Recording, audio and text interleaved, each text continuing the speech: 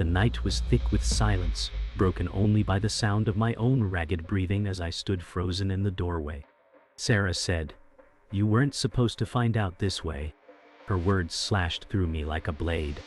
I had trusted her more than anyone, yet here she was, laughing with Daniel about secrets she had sworn never to share. Daniel said, "Relax, she's too weak to do anything about it." Their betrayal was a fist in my chest, shattering everything I believed. My hands trembled, not from fear, but from fury. I whispered, "I'll make you regret this." The room felt smaller, like the walls themselves wanted to crush me. My pulse thundered as my oldest friend smirked at me, wearing a face I no longer recognized. That moment carved itself into my soul. The betrayal wasn't a wound. It was the spark that ignited something unstoppable. I stumbled into the night, the air heavy and damp with drizzle. My chest ached as though each breath carried shards of glass. The betrayal replayed like a cruel film in my head, their laughter echoing sharp and merciless. Emily said, "I trusted you, Sarah, and you sold me out for him." The streetlights blurred through tears I refused to shed. Rage kept me standing, not hope. My world had tilted, and nothing felt safe anymore. Morning came, but light brought no comfort. I confronted Sarah outside the cafe where we once spent hours dreaming. Emily said, "How could you betray me?" Sarah laughed, cruel and cold. Sarah said, "You were too easy to use, Emily." Her words were poison. Each syllable stripped away years of friendship, leaving only ash. People around us stared, their silence a cruel witness to my humiliation. I sat in the library later that day, silence pressing against my ears. Mark slid into the seat across from me, his brows furrowed with concern. Mark said, "I heard what happened. You don't deserve this." His voice cracked with loyalty I didn't expect.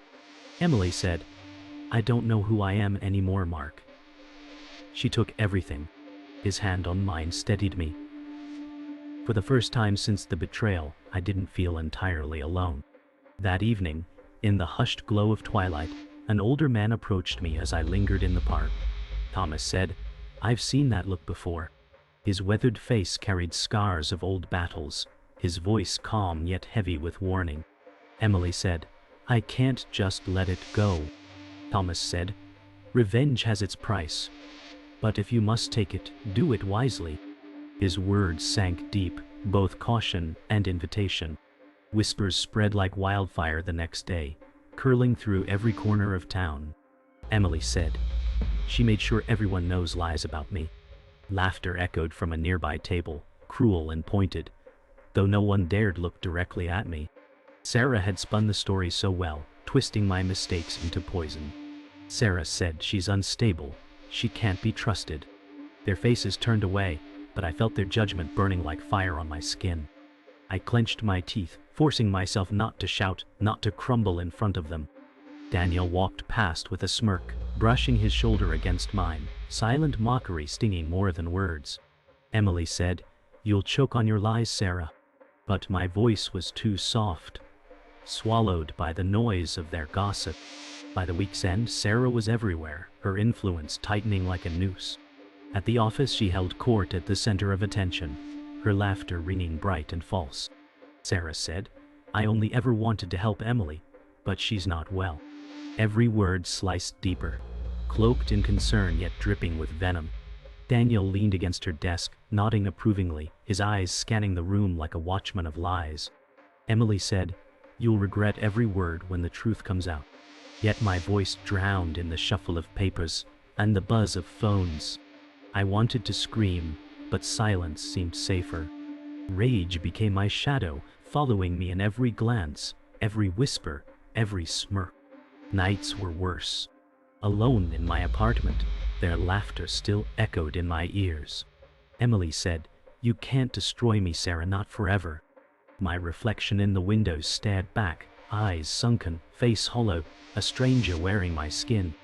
My phone lit up with another cruel message. Sarah had weaponized even silence. Sarah said, "No one will believe you now." Daniel's name appeared beside hers, their alliance carved into my life like scars. I hurled the phone across the room, the crash ringing out like a war drum.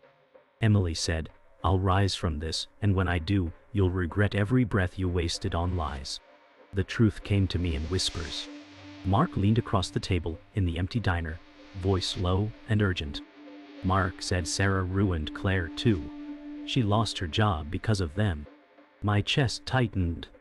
Claire had been one of us once, another friend left broken by Sarah's cruelty.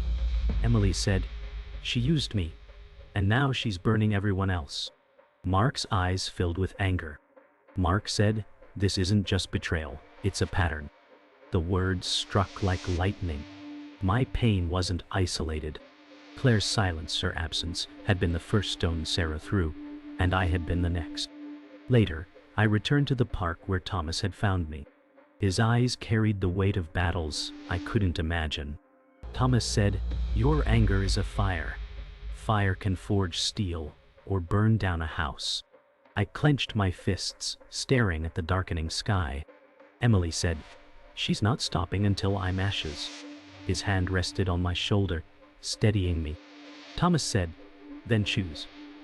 Do you become the weapon, or do you become the ruins?" His words pressed against my ribs, urging me toward a choice that felt like destiny. I wasn't ready to answer, but deep inside the path had already chosen me. I sat in my apartment, surrounded by scraps of paper, notes scattered like fragments of a broken life. Emily said, "Every lie has a crack and I'll find it." My pen carved across the page, every word of Sarah's manipulation traced back to its root. Mark hovered nearby, nervous. Mark said, "Emily, you're going too far. What if you get caught?" I looked at him, eyes burning with purpose. Emily said, "She stole my trust, my name, my life. I won't stop until I have hers." My voice shook, but it wasn't fear. It was hunger. The plan wasn't perfect, not yet, but revenge had become oxygen, and I was done holding my breath. Mark followed me out into the street, his voice strained. Mark said, "You're turning into someone I don't recognize." I stopped, turning sharply to face him. Emily said, "Maybe that's the point." The old Emily was too blind, too trusting. His hands shook as he grabbed my arm. Mark said, "And what if you lose yourself in this? What if Sarah doesn't destroy you because you destroy yourself first?" My chest heaved, the words hitting harder than I wanted to admit. But I pulled free. Emily said, "I'd rather lose myself than live as her victim." My voice cracked, not from doubt but from the pain of knowing I was right. In a quiet parking lot, I saw him waiting, the shadow Sarah sent to keep me in check. The enforcer loomed, all strength and silence. His voice was low, steady. Jason said, "Sarah doesn't want you making trouble. Walk away." My jaw clenched as I stared him down. Emily said, "Tell her I'm just getting started." His eyes narrowed, but there was hesitation there, like a man tired of carrying someone else's burden. Jason said, "You're in over your head, girl. She'll bury you." I stepped closer, close enough for him to see the rage carved into my face. Emily said, "Then she'd better dig her grave too." I met Thomas again by the library steps, his gaze heavy with unspoken warnings. Thomas said, "You're feeding the wolf, Emily. It'll eat you alive." I snapped, unable to keep the anger in. Emily said, "She humiliated me, destroyed Claire, turned Mark against me. What choice do I have?" His eyes softened, filled with scars of his own regrets. Thomas said, "You always have a choice. The path of revenge never ends where you think it will." I looked away, fists trembling, voice breaking but still sharp. Emily said, "Then I'll walk it until the end. If it costs me everything, at least it's on my terms." His silence was heavier than words. Late that night, I sat in the glow of my computer screen, files flickering open like doors into Sarah's lies. Emails, photos, records, fragments of truth waiting to be sharpened into a weapon. Emily said, "Every secret you buried, Sarah, I'll drag into the light." My pulse quickened as I copied each piece, my folders swelling with evidence. Mark's words haunted me, but I pressed on. The weight of Claire's silence, Jason's warning, Thomas's scars, All of it fed into the fire. Emily said, "You thought you broke me, but I was only sleeping. Now I'm awake." My reflection in the screen smirked back at me, stranger and ally all at once. The first strike came small but sharp. Sarah's glossy event was meant to dazzle, a charity dinner draped in silver and false smiles. I slipped through the crowd, a ghost armed with whispers.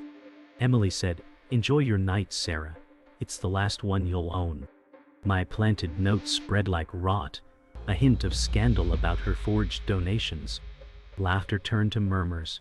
Heads leaned close, and Sarah's eyes darted, searching for the source. Daniel caught her wrist, whispering hard. Daniel said, "Calm down. Don't let them see you sweat." But the sweat was already there. For the first time I saw cracks in her mask, and it made my lips curl. After the dinner, Sarah cornered me outside by the glittering cars, her voice a venomous hiss. Sarah said, "Think you're clever, you'll regret this." I smirked, stepping closer. Emily said, "Funny, you already look like you're regretting something." Her hand trembled, though she hid it with practiced grace.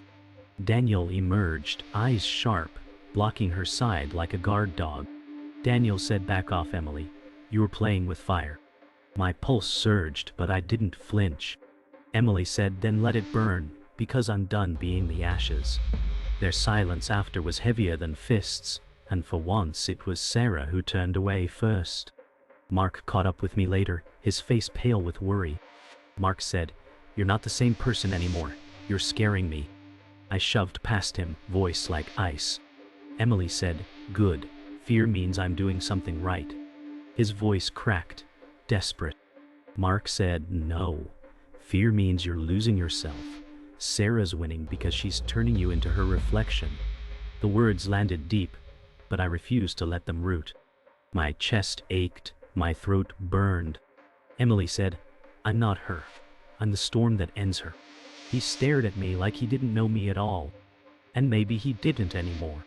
The news of Claire reached me like a blade. She hadn't recovered. Her career was gone, her voice drowned under Sarah's lies. I sat on her empty porch, the silence a scream. Emily said, "You deserve better, Claire. I swear I'll make her pay." Mark stood behind me, silent for once, his guilt etched across his face. His whisper finally broke. Mark said, "We should have protected her. We failed her." My fists curled. Emily said, "Then I won't fail again. Not with Sarah."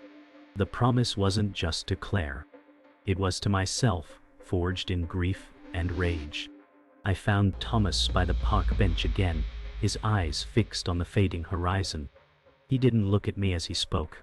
Thomas said, "Your anger's louder every time I see you." My throat tightened as I sat beside him. Emily said, "It's all I have left. If I let go, there's nothing." His sigh was long, carved with memories. Thomas said, "I walked that road once. It cost me more than I could bear." I turned, fire in my chest. Emily said, "Then why warn me if it's already too late?" His eyes finally met mine, gray with sorrow. Thomas said, "Because maybe you still have something left to save." The silence that followed was sharp as glass. The file landed in my inbox like a grenade. A name I never expected was tied to Sarah's schemes. My own father's charity. My stomach churned as the documents lit up on the screen. Emily said, "She's been laundering through him this whole time." Rage mixed with disbelief until my hands shook. I stormed into Sarah's office, my voice sharp. Emily said, "You used my family as cover? Even I wasn't worth sparing?" Sarah leaned back, smile razor thin. Sarah said, "Everyone's a pawn, Emily, even blood." The world tilted, betrayal cracking deeper than I thought possible. Mark found me that night, clutching a crumpled envelope. His voice broke as he handed it over. Mark said, "I didn't know how to tell you. She blackmailed me too." My chest seized as I ripped it open. Photos of him, debts and she'd buried only to own him. Emily said, "So all this time, you knew and stayed silent?" His eyes were wet, guilt staining every word. Mark said she had me trapped. I thought keeping quiet would protect you. I shoved him back, my voice raw. Emily said, "Protect me. You chained me with your silence." His tears spilled, but I turned away, the wound too deep to soothe. The truth hit harder than fists. Sarah hadn't just betrayed me. She had betrayed Claire too. And worse, she had whispered lies that made Claire doubt me before she fell. I stared at Claire's old texts, my throat closing. Emily said, "She turned us against each other before she destroyed us both." Rage pulsed like a second heartbeat. I cornered Sarah outside the restaurant, my voice cutting. Emily said, "You killed Claire's spirit with your lies." She laughed, bitter and sharp. Sarah said, "Claire was weak, you'll be next." The words dropped like stones.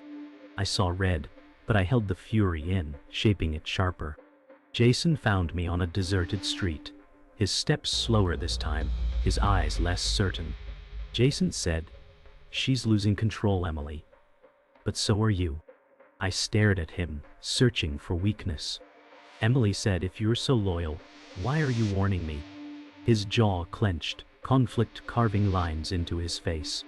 Jason said, "Because I've done terrible things for her, things I can't wash off.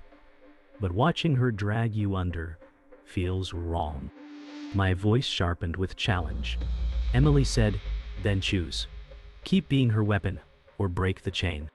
He said nothing, but his silence was the loudest crack in Sarah's armor yet. The final blow of the night came not from Sarah, but from the mirror. I stared at my reflection, the woman who glared back, no longer the Emily who trusted or forgave. Emily said, "She wanted to break me. Instead, she built this." The fury in my eyes was unrecognizable, both terrifying and intoxicating. Thomas's warning echoed like thunder. Thomas said, "The wolf you feed is the one you become." My lips curved into a smirk, the decision sealed. Emily said, "Then I'll become the wolf that devours her." And in the silence I knew the twist wasn't just Sarah's lies. It was me too, becoming something new. The time for whispers was over. I had everything I needed to bring Sarah to her knees. I stormed into the gala, every step more determined than the last. Emily said, "Tonight, the lies end." The atmosphere was thick with tension as I walked towards Sarah, her face pale under the bright lights. Sarah's eyes flicked to me, and she froze, her mask cracking for just a second.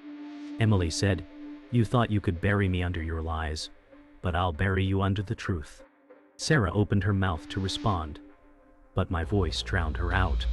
Emily said, "You don't get to control me anymore." Daniel tried to step between us, but I brushed past him, my eyes locked on Sarah's. Sarah's smirk returned, but it was weak, brittle. Sarah said, "You think this changes anything?" Her voice trembled slightly, her facade faltering. Emily said, "You took everything from me. It's time for you to lose it all." She glanced at her team of lawyers standing nearby, their calm confidence suddenly feeling like a trap.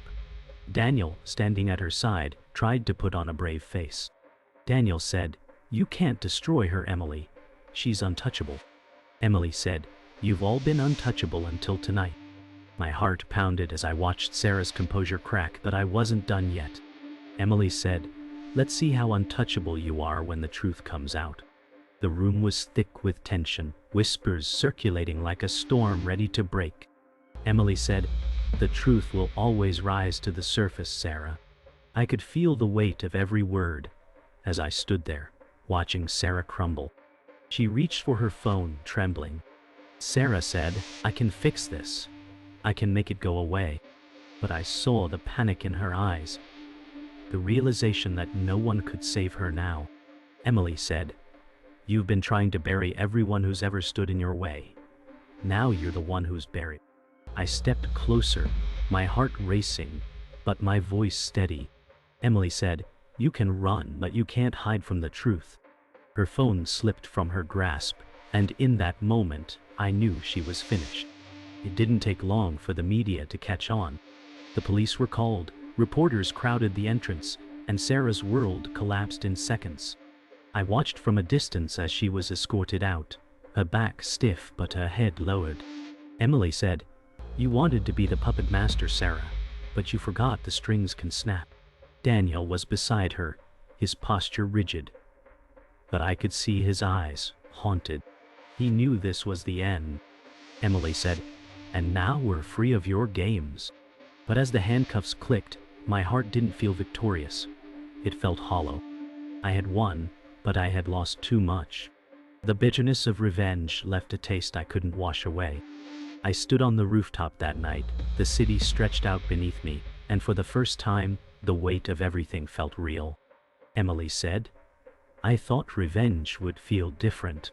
My mind replayed every moment, every lie, every betrayal.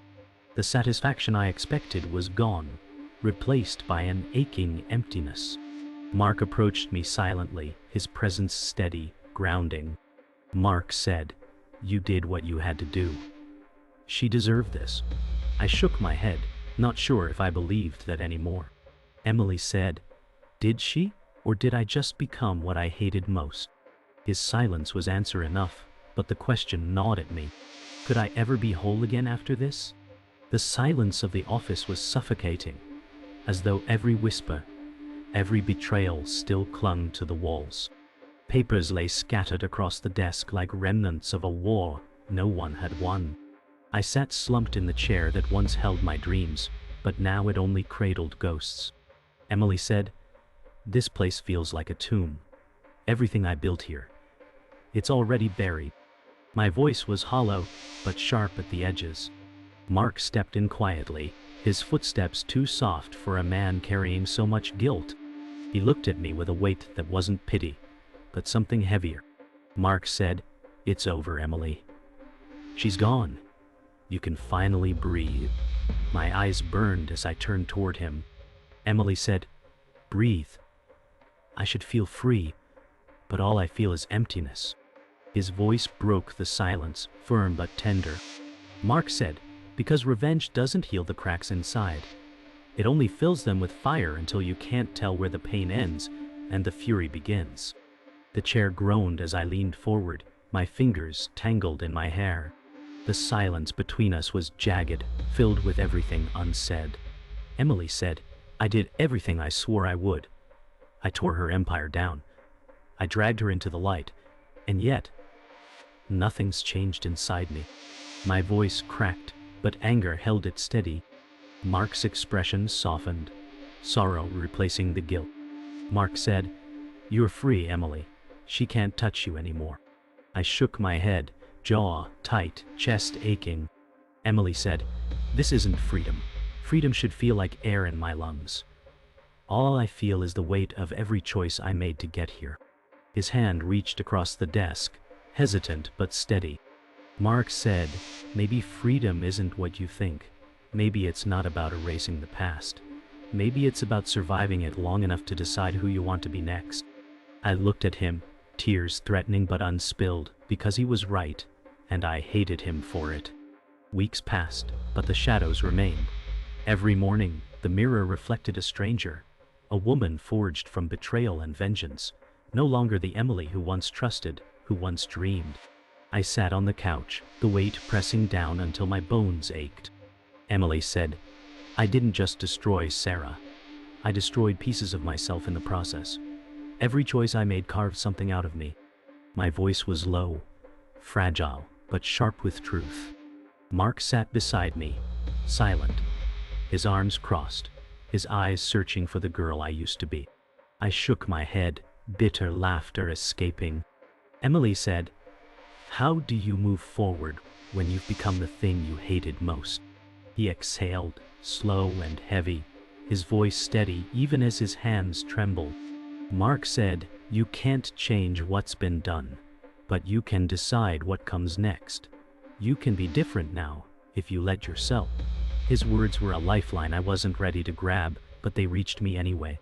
The park was quiet, dusk painting the sky with bruised colors. I found Thomas waiting by the old bench, his figure still, like a man carved from stone and memory. His eyes lifted to mine, gray with truths too heavy to name. Thomas said, You walked a path of fire, Emily. You'll carry its scars whether you want to or not. I swallowed hard, anger and grief twisting inside me. Emily said, I didn't want fire. I wanted justice. But justice never came. Only ashes. His voice dropped, steady but laced with sorrow. Thomas said, justice can be a knife. It cuts deep, sometimes deeper than the wound it was meant to heal. But it's not the only way forward. My throat closed as I whispered, trembling. Emily said, I don't know how to find peace anymore. His hand rested on my shoulder, gentle yet firm. Thomas said, you don't find peace.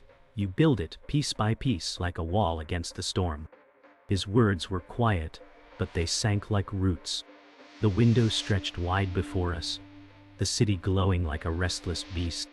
Mark and I stood shoulder to shoulder, our reflections tangled with the skyline. The war was over, but the battlefield still lived in me. Emily said, revenge didn't fix me. It didn't heal the wound. It only made me bleed differently. My voice was calm, but each word felt like glass. Mark's eyes flickered toward me, his arms crossed, his tone steady. Mark said, you don't have to carry this forever. She's gone, Emily. She can't chain you anymore. I shook my head, pressing my forehead against the glass. Emily said, it's not about her anymore. It's about the pieces of me I lost chasing her shadow. He stayed silent for a long moment, then whispered. Mark said, then stop chasing. Stop letting her ghost dictate who you are. Maybe it's not about forgetting. Maybe it's about living with it, without letting it rule you. For the first time, I let the idea breathe inside me.